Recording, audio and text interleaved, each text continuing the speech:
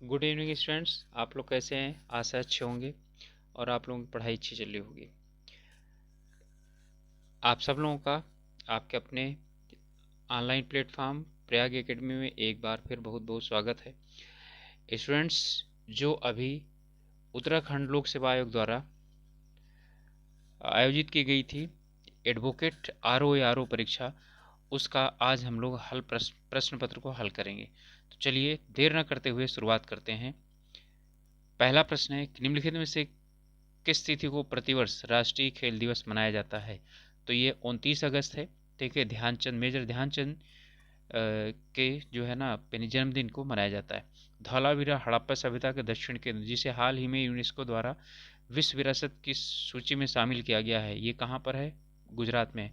अब देखिए, ये भी आपका एक प्रश्न ही है कि यानी कि यूनेस्को विश्व विरासत सूची में कौन सा भी शामिल किया गया है। उस केंद्र शासित प्रदेश का नाम बताइए जो 100% ऑर्गेनिक बन गया है, जहाँ खेती फर्टिलाइजर से होती है। ठीक है, यानी फर्टिलाइजर का प्रयोग नहीं होता है। तो इसके लिए जो आपका उत्तर है वो है लक्षद्वीप। तो इसका उत्तर आपका लक्षद्वीप है, डी उत्तर है। और यदि राज्यों में पूछे तो सिक्किम है। अखिल भारतीय ट्रेड यूनियन का प्रथम अध्यक्ष कौन था? तो इसके प्रथम अध्यक्ष थे Lala Lajpat Rai. Over drafting saving the Indian saver, इसके जो लेखक हैं वो उर्जित पटेल हैं। ठीक है, जो पूर्व क्या हैं, आरबीआई के गवर्नर हैं। चलिए अगला प्रश्न है कि सेज स्पेशल यानी कि स्पेशल इकोनॉमिक जोन कौन सी हरी सेज के रूप में यानी कि बन गया है? तो इसका उत्तर है कांडला। कांडला जो है वो हरी सेज के रूप में प्रतिस्थापित हो गया है। मतलब यहाँ पर पोल्यूशन बहुत कम हो गया है। टोक्यो ओलंपिक ने भारत में कितने कांस्य पदक जीते थे?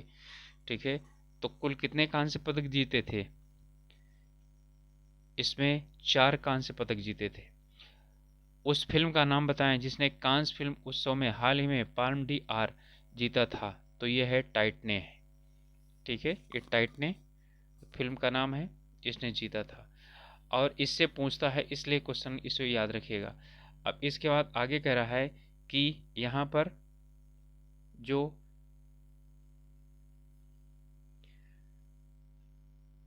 महासू दांगली झाली, ये लोक नृत्य कहाँ के लोक नृत्य हैं या कहाँ से हैं? तो कहाँ का है? ये हिमाचल प्रदेश का है। नीरज चोपड़ा ने टोक्यो में, आप लोग ये बहुत ज़्यादा पता है, जेवलिन थ्रो में स्वर्ण पदक जीता था। किस राज्य में पुरुष फुटबॉल हॉकी दोनों, महिला और हॉकी को प्रायोजित किया है? ये उड़ीसा है। ठीक है, और इसी के ही अंडर में गई थी जो टीम है, ओलंपिक में खेलने गई थी, इतना अच्छा प्रदर्शन की है। 12वां प्रश्न है,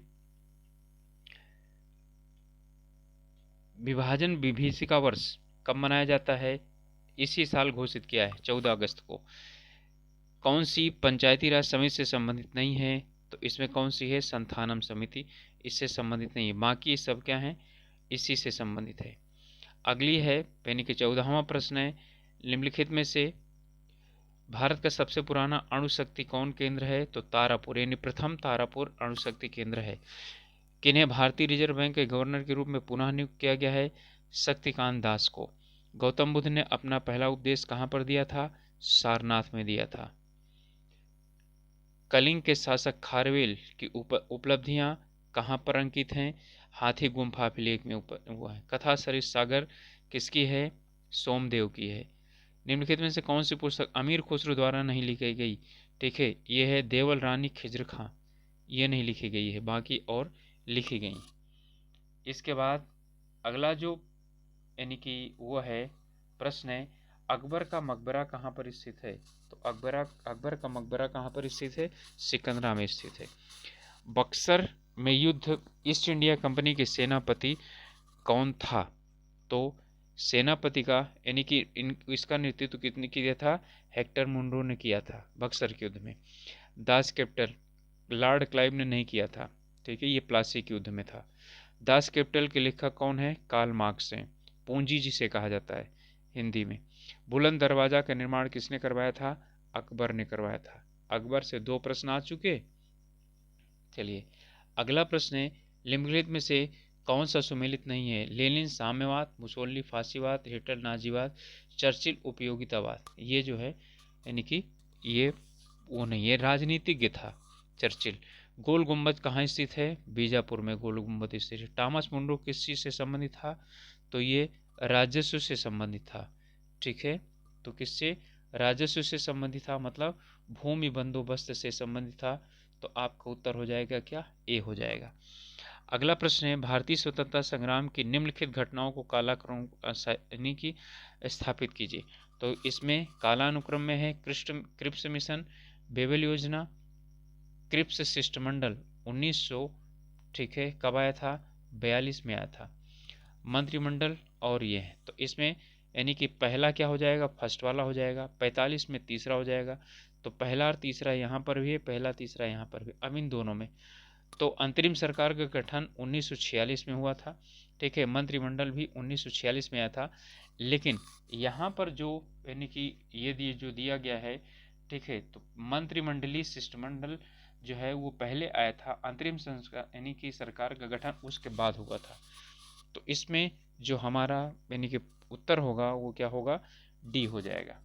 ठीक है, कैबिनेट मिशन जो आया था वो 24 मार्च को आया था, और अंतरिम सरकार का जो गठन हुआ था वो 24 अगस्त 1946 को हुआ था। ठीक है, चलिए अगला प्रश्न है, बास्तील। ठीक है, बास्तील पतन किस देश से संबंधित है? तो बास्तील पतन संबंधित है फ्रांस से। ठीक है, इसके बाद है, इंग्लैंड की रक्तहीन क्रांति कब हुई थी? 1688 में हुई थी। और इनमें से इटली का एकीकरण के लिए किसने योगदान नहीं दिया था? मैटरनिख ने नहीं दिया था, बाकी इन सब ने दिया था। रोमनो वंश किससे संबंधित है? रोमन से मत समझिएगा, ये क्या है? रूस से संबंधित, यानी रूस से संबंधित है ये। अगला प्रश्न है कि प्रथम विश्व युद्ध के बाद शांति सम्मेलन कहाँ पर हुआ है? पेरिस में हुआ था। वाटरलू का युद्ध कब हुआ था? 1815 में हुआ था। ठीक है, 15 अक्टूबर 1815 में हुआ था। और यही ये जो युद्ध हुआ था वाटरलू का, नेपोलियन का अंतिम युद्ध था। ठीक है, इसके खिलाफ कई यूरोपीय देश जैसे ब्रिटेन है और यानी कि और दूसरे देश हैं, उन्होंने भाग लिया था और इसमें उसे हराया था। सेंट हेलेना में उसे निर्वासित कर दिया गया था, वहीं पर उसकी मृत्यु हो गई थी। नादिर शाह ने भारत पर कब आक्रमण किया था? ठीक है, तो नादिर शाह ने भारत पर आक्रमण किया था 1739 में। निम्नलिखित में से कौन सा शकलोत्पत्र नाथ के नाम से जाना जाता है? तो ये हर्षवर्धन था। ठीक है, यानी कि उत्तर का सबसे बड़ा राजा नाथ।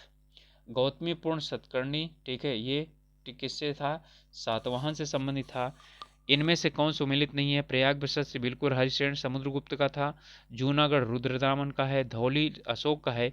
लेकिन भीतरी अभिलेख जो है पुलकेशिन द्वितीय का नहीं है, इसका एहोले अभिलेख है। ठीक है, भीतरी अभिलेख स्कंदगुप्त से संबंधित है। और भीतरी का मंदिर है और वो कानपुर में है, ईंटों का बना हुआ मंदिर है। इसके बाद है, किसकी हत्या करके पुष्यमित्र शुंग ने शुंग वंश की स्थापना की? ठीक है, तो बृहद्रथ की यानी कि हत्या करके वो उसने शुंग वंश की स्थापना की थी। इनमें से कौन सा बोल रहा है सुमेलित नहीं है? तराइन का प्रथम युद्ध 1992 1192 नहीं 1191 में हुआ था। 92 में तो दूसरा युद्ध हुआ था। पानीपत का 76 में। तैमूर का भारत में आकर 1378। ठीक है, चंदावर का युद्ध, ये सही है। अब कौन सा रह गया? ए। फेजेंडा। फेजेंडा जो है वो ब्राज़ील का है और कहवे के बागानों को फेजेंडा नाम से जाना जाता है। डार्लिंग एक जो है नदी है, मरे और डार्लिंग ये नदी का नाम है, ऑस्ट्रेलिया में बहती है।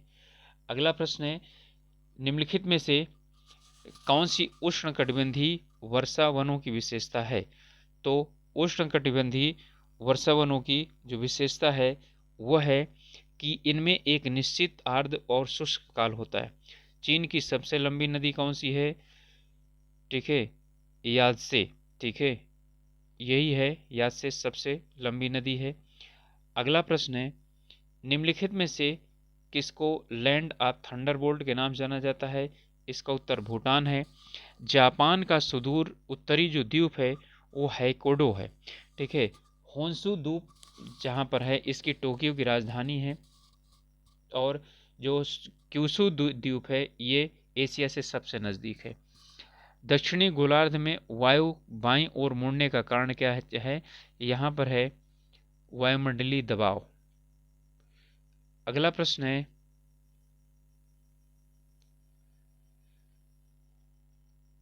पृथ्वी का निकटतम ग्रह है, कौन सा है निकटतम ग्रह? शुक्र है।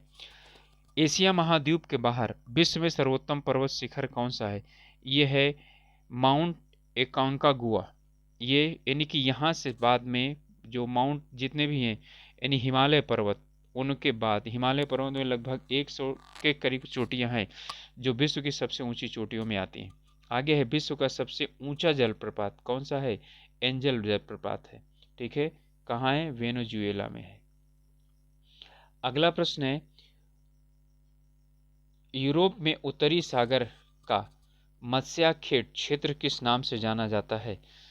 तो ये जाना जाता है डागर किनारा के नाम से। सांभर झील कहाँ पर है? राजस्थान में है। गांधी सागर परियोजना किस नदी पर है? तो ये किस नदी पर है? चंबल नदी पर है। निम्नलिखित में से कौन सी मिट्टी सबसे अधिक उपजाऊ होती है? तो कौन सी सबसे अधिक उपजाऊ होती है? जलोढ़ मिट्टी। क्षेत्रफल की दृष्टि से भारत का सबसे छोटा केंद्र शासित प्रदेश कौन सा है? तो यह है लक्षद्वीप, सबसे छोटा, दोनों में, जनसंख्या में भी और उसमें भी। अगला है, भारत की पहली बुलेट ट्रेन परियोजना कहाँ प्रारंभ होगी? तो मुंबई और अहमदाबाद के बीच क्या है? निर्माणाधीन है। बहुत तेजी से काम चल रहा है, शीघ्र ही वहाँ पर बुलेट ट्रेन दौड़ना शुरू करेगी। भारत में निम्नलिखित में से कौन सी प्राचीनतम पर्वत श्रृंखला है? अरावली है। निम्नलिखित में से कौन सी तेल पेट्रोलियम यानी कि वो नहीं है? तो जामनगर। ठीक है, पेट्रोलियम जो शोधशाला है वो जामनगर नहीं है। अगला है, जनगणना 11 के अनुसार भारत की जनसंख्या घनत्व कितना है? 383 है। मध्य प्रदेश के कैमूर यानी कि कैमूर नामक यानी स्थान प्रसिद्ध है किस चीज़ के लिए? ये प्रसिद्ध है, ये है सीमेंट उद्योग के लिए। मध्य प्रदेश का सीमेंट उद्योग में बहुत अच्छा स्थान है। सतु यानी कि सापुतारा पर्वतीय पर्यटन स्थल कहाँ पर है? तो ये गुजरात में है। अगला प्रश्न है, बांदीपुर बाघ अभयारण्य कहाँ पर स्थित है? तो बांदीपुर जो बाघ अभयारण्य है वो है कर्नाटक में। भारत सरकार अधिनियम 1935 प्रमुखतः आधारित था, किन चीज़ों पर आधारित था? ठीक है, ये इसमें प्रश्न दिया है पूरा का पूरा। तो इसमें किस किस पर आधारित था बताइए? दोनों, नेहरू रिपोर्ट पर भी और साइमन कमीशन पर भी, दोनों पर आधारित था। किस चार्टर को वह जीवाणु कहा जाता है जिससे पश्चातवर्ती सभी एंग्लो इंडियन संहिताएं विकसित हुईं? तो इसके लिए है हमारा चार्टर 1639, ये चार्टर है यानी कि जिसमें एंग्लो इंडियन संहिताएं विकसित हुई थी। इसके बाद है अगला, निम्नलिखित में से किस वर्ष मद्रास प्रेसिडेंसी यानी एजेंसी को, मद्रास एजेंसी को प्रेसिडेंसी का दर्जा प्रदान किया गया था?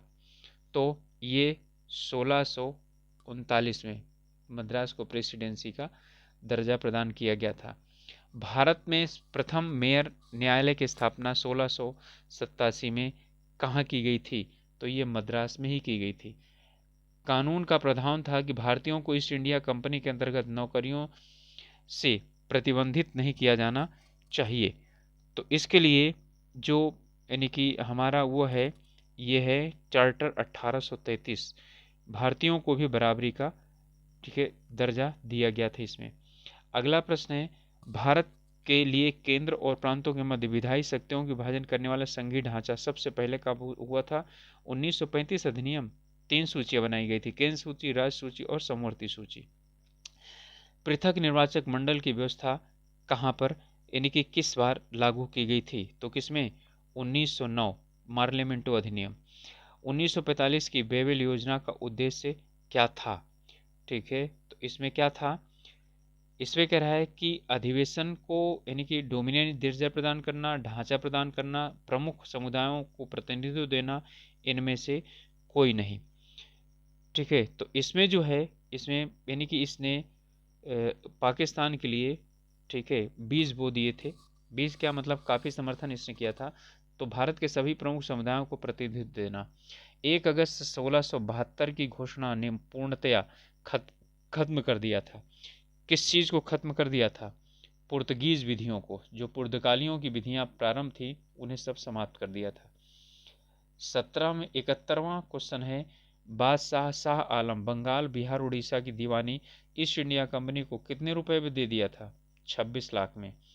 कार्नवालिस की किस न्यायिक योजना के अंतर्गत कोर्ट ऑफ सर्किट स्थापित किया गया था? तो ये था न्यायिक योजना 1787। ये 1787 के आधार पर था। भारत का प्रथम विधि आयोग कब गठित किया गया था? तो याद है 1833, लॉर्ड मैकाले।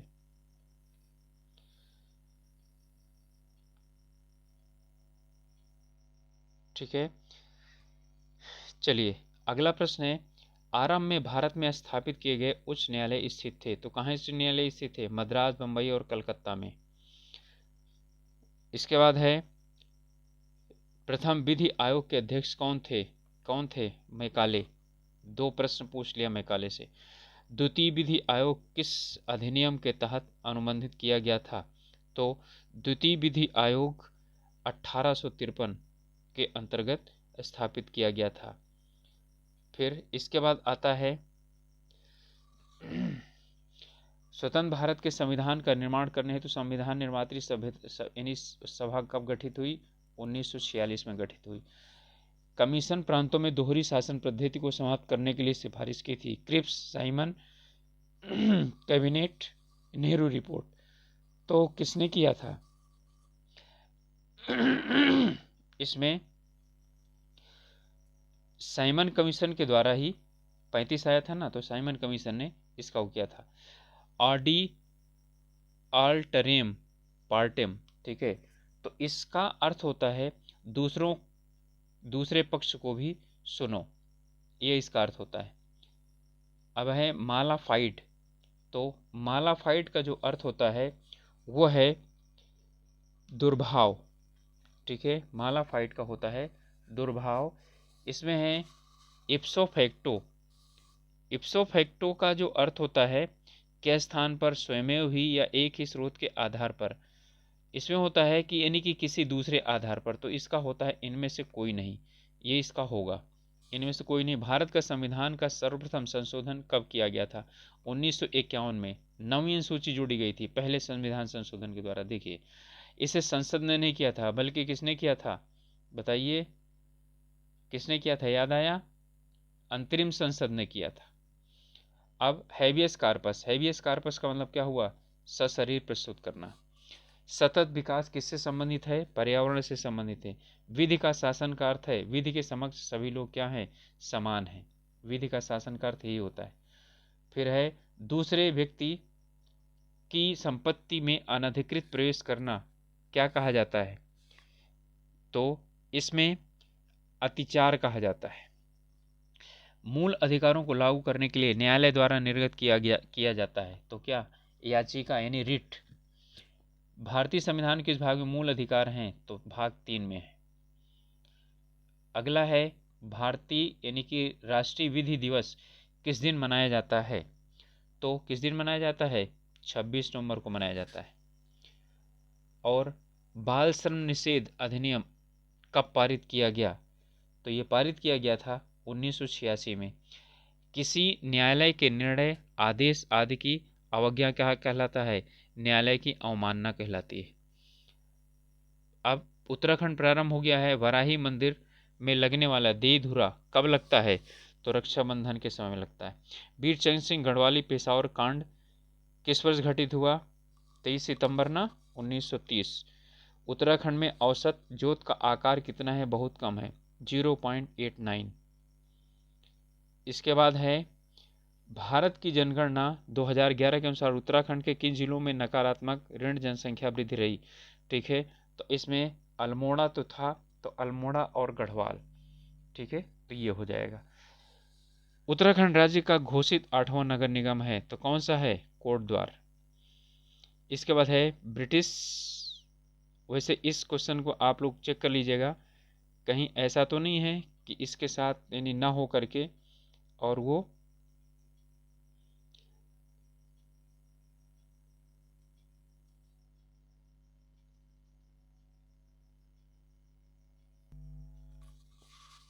हो सकता है कि इसके लिए क्या हो, यानी कि श्रीनगर हो। श्रीनगर भी अभी बनाया गया है, लेकिन चेक कर लीजिए, मेरे अनुसार तो शायद कोटद्वार है। ब्रिटिश गढ़वाल गजेडियर के लेखक कौन है? वाल्टसन है, ठीक है, वाल्टन है। लेकिन जो है ना हिमालयन गजेटियर के हैं एटकिंसन। रामनगर विधानसभा क्षेत्र, ठीक है, किसका भाग है? तो ये नैनीताल संसदीय क्षेत्र का भाग है। उत्तराखंड राज्य का सुदूर पूर्वी जनपद कौन सा है? तो बिल्कुल निस्संदेह पिथौरागढ़ पूर्वी जनपद सबसे यानी कि पूरब में स्थित है। उत्तराखंड में सार पद्धति किससे संबंधित है? तो फसल चक्र प्रणाली से। गोरखों ने कुमाऊं पर अधिकार कब किया था? तो कब अधिकार किया था? इसमें 1790 में। फिर है इनमें से कौन सा सुमेलित है? तो इसमें यानी कि सुमेलित करके और फिर क्या करना है, बताना है। तो इसमें है, हाँ, इन्होंने जिनका भी पेपर है ये सही किया है, ठीक है। सतोपंथ अलकनंदा से, यानी कि ए का 3, तो ए का 3 इसमें क्या है, एक ही है, तो आपका क्या हो जाएगा, सी उत्तर हो जाएगा। तो सतोपंथ अलकनंदा, मीलम धौली यानी गौरी गंगा, खतलिंग भिलंगना और चौराबाड़ी मंदाकिनी।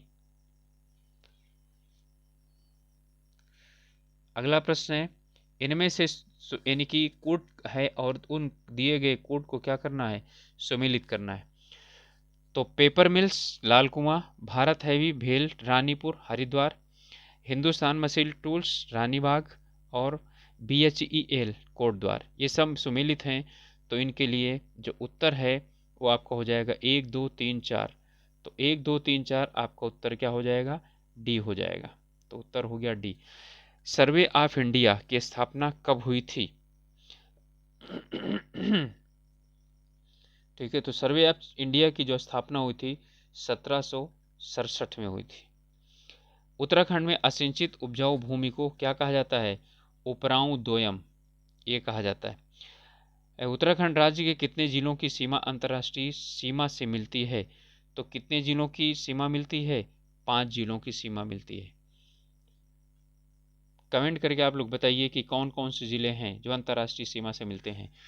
उत्तराखंड में कोटद्वार रामनगर टनकपुर पेटी निम्नलिखित में से या पट्टी कौन सी जलवायु दशाएं यहाँ पर पाई जाती हैं? तो इसमें पाई जाती है उपोष्ण जलवायु पाई जाती है। क्षेत्रफल के अनुसार उत्तराखंड में जनपदों का सही आरोही क्रम, आरोही का मतलब है बढ़ता हुआ, तो चंपावत रुद्रप्रयाग और कौन सा होगा, बागेश्वर होगा। इसके बाद है टिहरी रियासत नरेश भवानी शाह द्वारा जंगलों को कटान ठेका किस अधिकारी को दिया गया था? तो ये दिया गया था निकोलसन को। आगे है कत्यूरी शासकों की राजधानी कौन सी थी? कार्तिकेयपुर, ठीक है, जो राजधानी थी वो क्या थी, कार्तिकेयपुर थी। टिहरी रियासत का भारतीय संघ में विलय कब हुआ था? 1949 में हुआ था। लघु हिमालय व शिवालिक श्रेणी के मध्य स्थित भ्रंग रेखा को क्या क्या कहा जाता है? तो इसे कहा जाता है मुख्य सीमा भ्रंश। और ये प्रश्न बहुत इंपॉर्टेंट है और कई बार पूछा जाता है, इसलिए इसे अच्छी तरह से याद कर लीजिए। कुमाऊं में चंद वंशों का सबसे पहला शासक कौन था? सोमचंद था। चलिए अगला प्रश्न है, गढ़वाल में पंवार राजवंश का संस्थापक कौन था? तो कौन था? कनकपाल। इसके बाद 2011 की भारतीय जनगणना के अनुसार उत्तराखंड का जनसंख्या घनत्व कितना है? उत्तराखंड का जो जनसंख्या घनत्व है वह है 189। अल्मोड़ा जनपद में झिरोली प्रसिद्ध है, किस चीज़ के लिए प्रसिद्ध है? तो ये प्रसिद्ध है, झिरोली और तामा खनन के लिए प्रसिद्ध है। इसके बाद अगला प्रश्न है,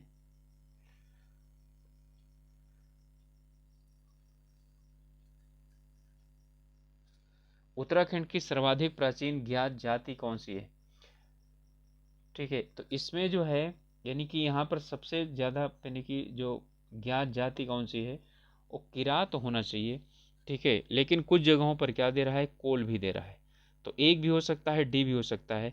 ठीक है, अब ये जो यानी कि जब आपकी आंसर क्या आएगी तब पता चलेगा। उत्तराखंड विधानसभा के लिए मनोनीत सदस्य संबंधित होता है, एंग्लो इंडियन अब नहीं नियुक्त होगा। उत्तर प्रदेश यानी कि पुनर्गठन लोकसभा में कब हुआ था, 1 अगस्त को। ठीक है, अब इसके बाद अगला प्रश्न है, उत्तराखंड राज्य की घोषणा के समय भारत के प्रधानमंत्री कौन थे। तो भारत के उस समय प्रधानमंत्री कौन थे, ठीक है, एच.डी. देवगौड़ा। निम्नलिखित में से उत्तराखंड के किस जनपद से बीज बचाओ आंदोलन की शुरुआत हुई थी। तो किससे, यानी कि इससे इनमें बीज बचाओ आंदोलन की जो शुरुआत हुई थी वो कहाँ से हुई थी, टिहरी गढ़वाल से हुई थी। किसने कहा था, भारतीय संविधान वकीलों का स्वर्ग है, आइवर जेनिंग्स ने कहा था। तो इसके बाद आएगा 2000 यानी 123वां प्रश्न, मौलिक अधिकार उप समिति के अध्यक्ष कौन थे, सरदार पटेल। नीति निर्देशक सिद्धांतों को संविधान में शामिल करने का सुझाव सबसे पहले किसने दिया था, के.एम. मुंशी ने दिया था। भारत के प्रमुख मुख्य चुनाव आयुक्त कौन थे, सुकुमार सेन थे। इसके बाद अगला प्रश्न है, प्रधानमंत्री कार्यालय को विभाग का दर्जा किस वर्ष दिया गया था। तो ये दिया गया था 1961 में। समान नागरिक संहिता कहाँ पर उल्लिखित है, अनुच्छेद 44 में। भारतीय संविधान के किन अनुच्छेद के अंतर्गत न्यायिक पुनर्विलोकन, ठीक है, पुनरीक्षण का प्रावधान किया गया है। इसका किया गया अनुच्छेद 13 के अंतर्गत। ठीक है, न्यायालय को शक्ति दी गई है, राज्य यदि कोई ऐसा यानी कानून बनाता है तो उसे कोर्ट नल एंड इनवैलिड घोषित कर सकता है। अगला प्रश्न है, ग्राम सभा का प्रावधान किसके अंतर्गत आता है। तो ग्राम सभा है 143 बी के अंतर्गत। अगला प्रश्न है, प्रश्नकाल व संसद के सदन की कार्यवाही प्रारंभ होने के बीच के समय क्या कहा जाता है, शून्यकाल। अंतर्जलीय विवाद के मामलों की सुनवाई किस अनुच्छेद के अंतर्गत सर्वोच्च न्यायालय करता है। इसे करता है 262 के अंतर्गत। अगला है, लोक अदालतों को किस संविधान संशोधन के द्वारा वैधानिक मान्यता दी गई थी। वैसे इनको 42वें में दी गई थी, लेकिन यहाँ पर हम क्या लिख सकते हैं, 43वां लिख सकते हैं, लेकिन 43वां ही सही होगा। संविधान के किस अनुच्छेद के अंतर्गत राज्यपाल को मंत्रिमंडल से उसके निर्णयों की सूचना प्राप्त करने का अधिकार है। तो किसमें सूचना प्राप्त करने का अधिकार है, किस अनुच्छेद के अंतर्गत, 167। अंतर्राज्यीय परिषद को 1990 में किस आयोग की सिफारिश पर लागू किया गया था। तो इसे लागू किया गया था सरकारिया आयोग।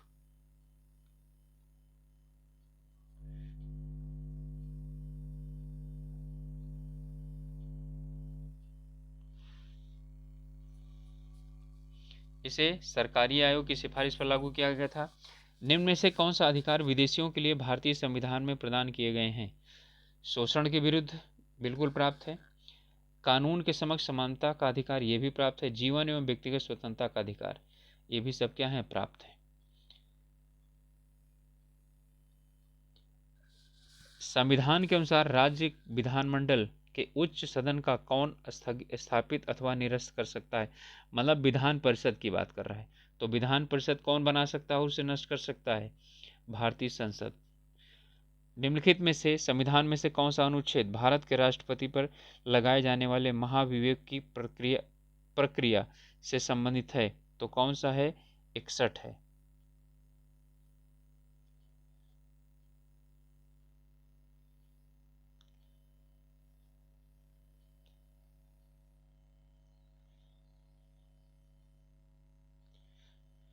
अगला है, भारतीय संविधान अनुच्छेद 280 किससे संबंधित है। 280 रटा हुआ होना चाहिए, वित्त आयोग। प्रत्येक 5 वर्ष में राष्ट्रपति क्या करता है, वित्त आयोग की नियुक्ति करता है। संविधान की कौन सी अनुसूची दल बदल विरोधक कानून के से संबंधित है। कौन, 10वीं अनुसूची, राजीव गांधी जी प्रधानमंत्री। भारत की संचित निधि का संरक्षक कौन होता है? संसद यही देता है। कंसोलिडेटेड फंड जो है ना वो राष्ट्रपति होता है। ठीक है, इसके बाद है अनुमान समिति का कार्यकाल कितना होता है? अनुमान समिति का कार्यकाल 1 वर्ष होता है। भारतीय संविधान का कौन सा अनुच्छेद उपाधियों के उन्मूलन की बात करता है? तो उपाधियों का अंत कौन करता है? अनुच्छेद 18। 17 तो क्या करता है? 17 करता है कि अस्पृश्यता का अंत। 19 में तो स्वतंत्रताओं की बात की जाती है।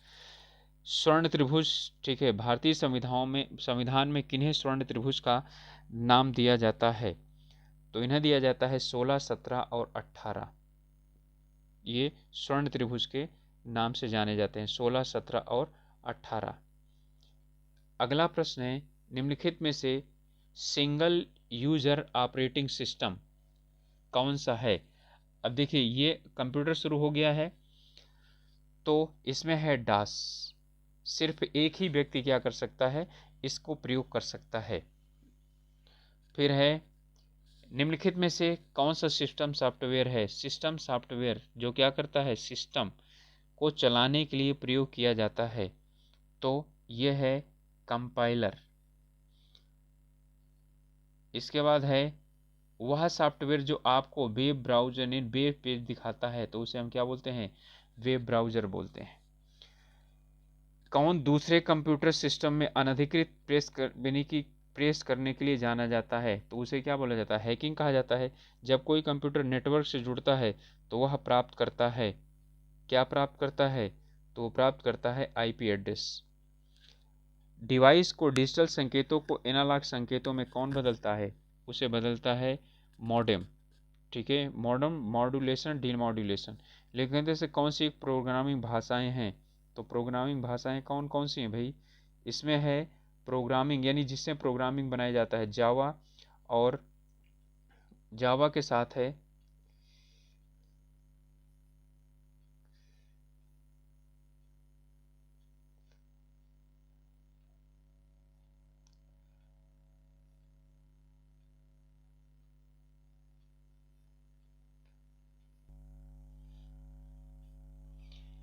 इसमें जो प्रोग्रामिंग भाषा है वो है जावा और सी प्लस प्लस। तो 1 और 4 हो गया, तो आपका क्या हो जाएगा? सी हो जाएगा। एमएस वर्ड और एमएस ऑफिस, ठीक है, ये सिर्फ और सिर्फ डाटा जो है ना संसाधन के लिए प्रयोग किए जाते हैं। 1 गीगाबाइट जीबी की बात कर रहा है, तो जीबी जो है वो 1024 एमबी के बराबर होती है। तो जीबी बोलते हैं ना, 1 जीबी 2 जीबी 3 जीबी, तो वो क्या है? 1024 एमबी के बराबर होती है। फिर है कौन सी स्मृति नॉन वोल्टाइल है? तो नॉन वोल्टाइल जो इसमें स्मृति है वो है रोम, नॉन वोल्टाइल है। निम्नलिखित में से कंप्यूटर सिस्टम में प्रेजेंटेशन बनाने हेतु किसका प्रयोग किया जाता है? प्रेजेंटेशन किस पर बनाया जाता है? ठीक है, तो इसमें किस पर बनाया जाता है? ये एमएस पावर पॉइंट, कहीं पर भी प्रेजेंटेशन देना हो तो एमएस पावर पॉइंट के द्वारा बनाया जाता है। 154वां है कौन कंप्यूटर सिस्टम के दिमाग के रूप में जाना जाता है? सीपीयू जाना जाता है, वो तो आप लोग अच्छी तरह से जानते हैं। निम्नलिखित में से कौन सी भाषा स्टैटिक वेब पेज बनाने के लिए प्रयोग की जाती है? ठीक है, स्टैटिक वेब पेज का प्रयोग यानी कि बनाने के लिए HTML का हम प्रयोग करते हैं।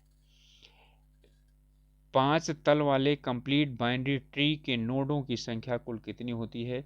इसमें नोडों की संख्या होती है 63। कह रहा है कि निम्नलिखित में से मल्टी यूजर ऑपरेटिंग सिस्टम कौन है? अब वहां पर 1 यूजर था, यहां पर मल्टी ऑपरेटिंग यूजर सिस्टम की बात कर रहा है।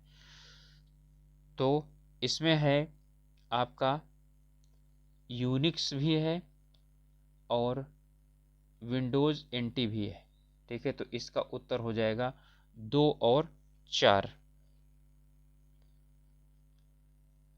अगला प्रश्न है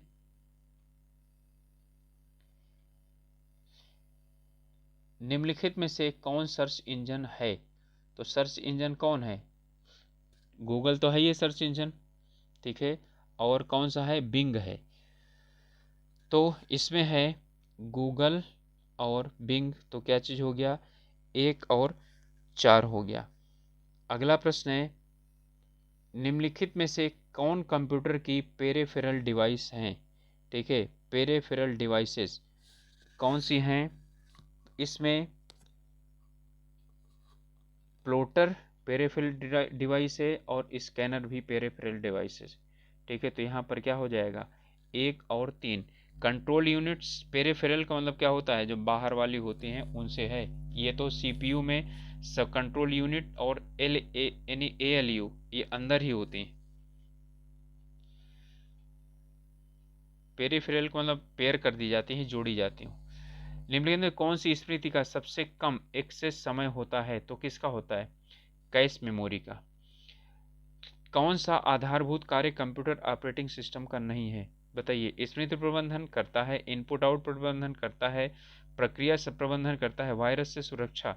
ठीक है, कंप्यूटर ऑपरेटिंग सिस्टम जो है वो वायरस से सुरक्षा नहीं करता है। ठीक है, वायरस से सुरक्षा करता है एंटीवायरस, ये अलग से सॉफ्टवेयर आता है।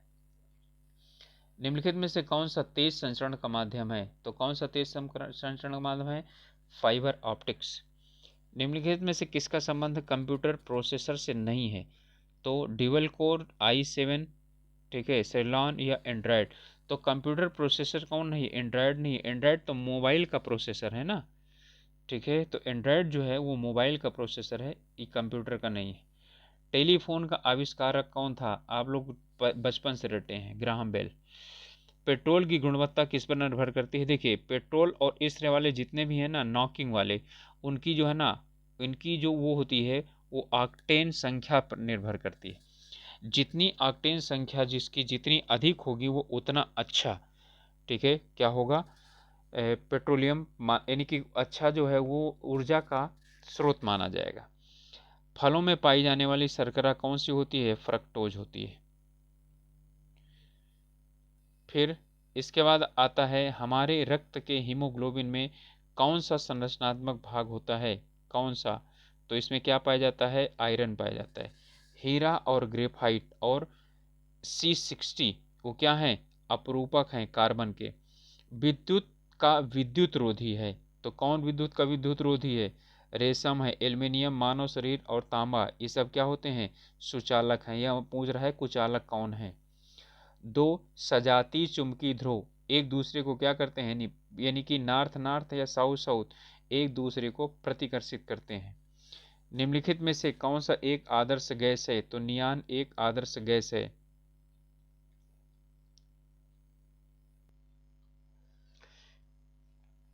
अगला प्रश्न है, पेनिसिलिन क्या है? तो पेनिसिलिन क्या है? ये यानी कि एंटीबायोटिक है। इंग्लिश में तुरंत पता चल जाएगा, प्रतिजैविक इसको हिंदी में बोलते हैं। मानव शरीर में रक्त को के छानने की प्रक्रिया कहाँ पर है, किस अंग में होता है? ठीक है, किडनी में होता है। चलो कम से कम किडनी पूछ लिया है।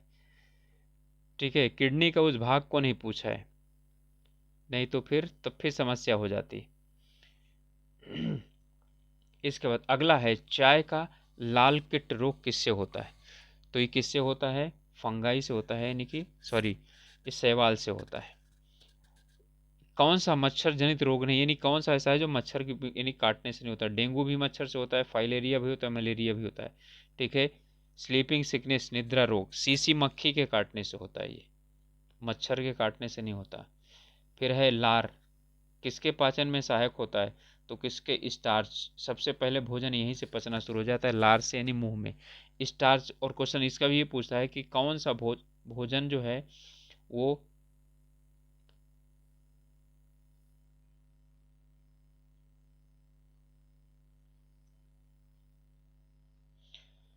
भोजन कहाँ से पचना शुरू होता है, या भोजन में सबसे पहले कौन पचता है? तो कौन पचता है? स्टार्च पचता है। आंख की रेटिना में उपस्थित संवेदनशील कोशिकाएं क्या कहलाती हैं? तो संवेदनशील जो कोशिकाएं हैं वो कहलाती हैं रॉड्स और कोन्स। निम्नलिखित में से किसकी कमी से रतौंधी होता है? विटामिन ए की कमी से। बी से बेरी बेरी, ठीक है, ई से बांध्यता रोग होता है, और इसमें कौन सा है? विटामिन के। तो विटामिन के रक्त का थक्का जमने के लिए आवश्यक है। अगला है, कि प्रकाश दीप्ति को नापने का जो यंत्र है उसे क्या कहा जाता है? ठीक है, तो इसे क्या कहा जाता है?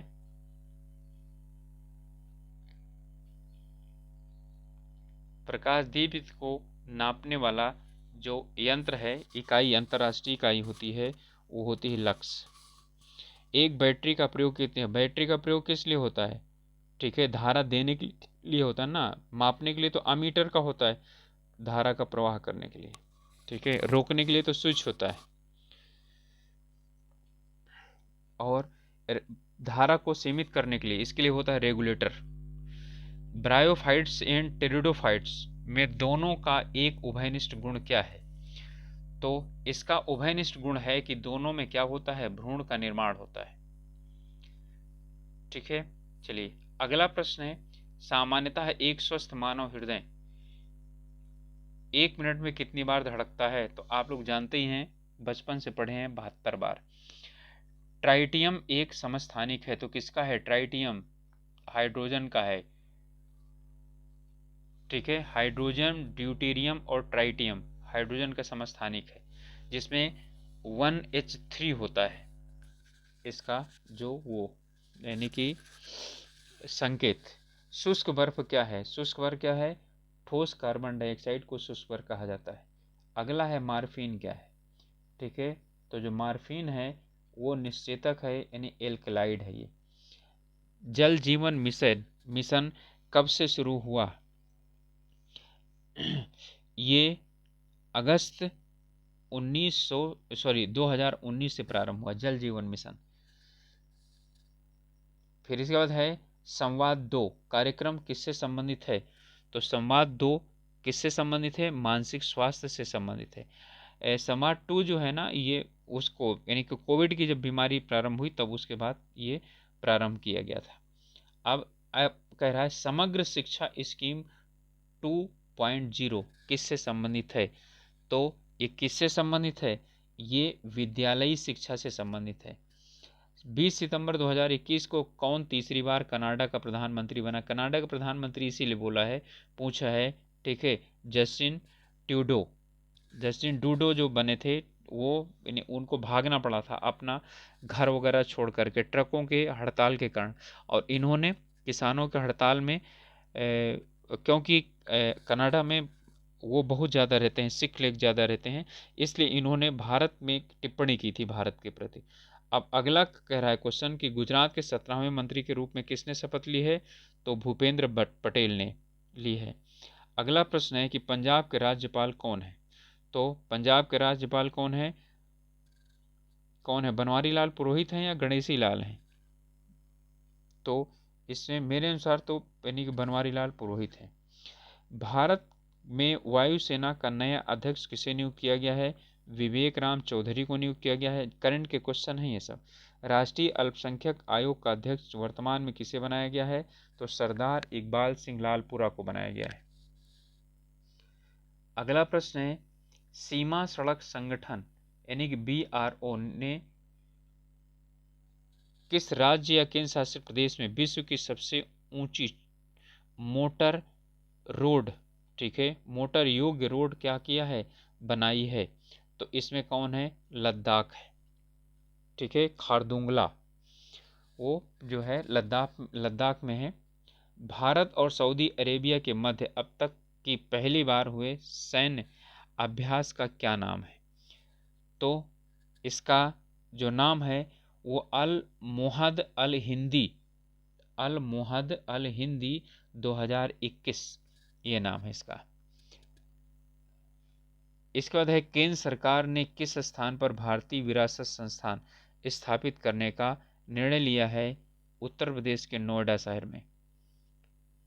और 97वां, ठीक है, 197वां प्रश्न है, 67वें राष्ट्रीय फिल्म अवार्ड के लिए किस हिंदी फिल्म को बेस्ट हिंदी फिल्म घोषित किया गया था? फिल्म से 3 क्वेश्चन पूछ लिया। ठीक है, तो किसे घोषित किया गया था? छिछोरे को। किस देश ने विश्व की सबसे बड़ी कार्बन ट्रेडिंग मार्केट आरंभ किया है? तो किसने शुरुआत किया है? चाइना ने कार्बन ट्रेडिंग मार्केट।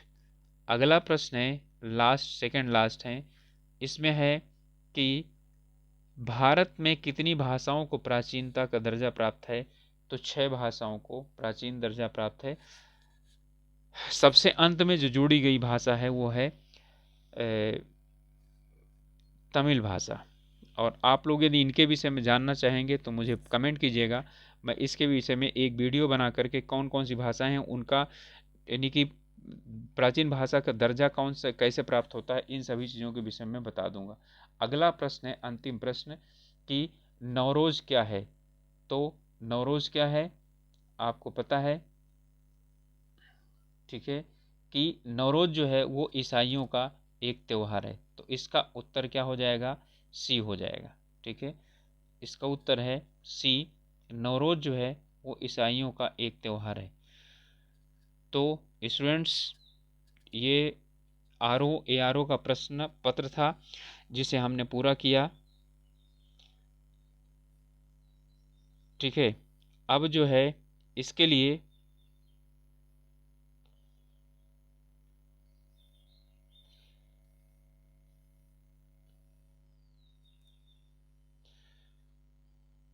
सॉरी, इसका उत्तर बी नहीं, इसका उत्तर बी होगा।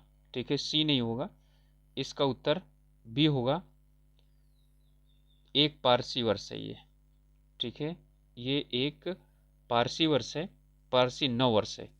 ठीक है, तो ये नवरोज जो है एक पारसी वर्ष है। अब